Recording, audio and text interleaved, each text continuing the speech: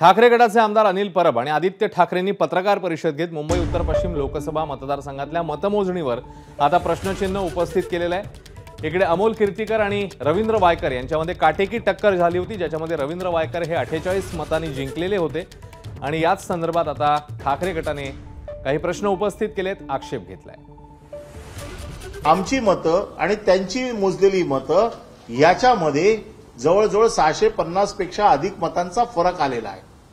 आम्ही वारंवार ही मागणी करतोय की ही मतं आमची 650 आपल्यापेक्षा जास्त आहे। आपण कुठलीही प्रक्रिया राबवलेली नाही। 19व्या फेरीनंतर आपण जाहीर करायचं बंद केलं, ते सरळ 22-23व्या फेरीनंतर एकदम सगळे निकाल वाचले। त्याचबरोबर आम्ही जे फॉर्म 17C2 आपल्याकडे मागतोय ते देखील आपण नाकारलेले आहेत। हा जो भाजपने विजय क्लेम केलेला आहे तो देखील 303 वरनं 240 वर आलेला आहे। काल पण मी सांगितलं की ही यंत्रणा जर त्यांच्या हातात नसते आणि खरोखर फ्री अँड फेअर इलेक्शन झाले असते तर 240 काय 40 देखील जागा भाजपाच्या या देशात आल्या नसत्या।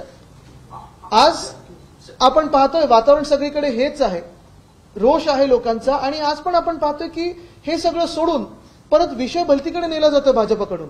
मग हे ते ह्यामुळे मतं मिळेल, त्यामुळे मतं मिळाली। मी एवढंच सांगेन की भाजपला ज्या काही सीट मिळालेल्या आहेत, मतं मिळालेली आहेत, ती ह्या यंत्रणेचा गैरवापर करून मिळालेल्या आहेत। एबीपी माझा, उघडा डोळे बघा नीट।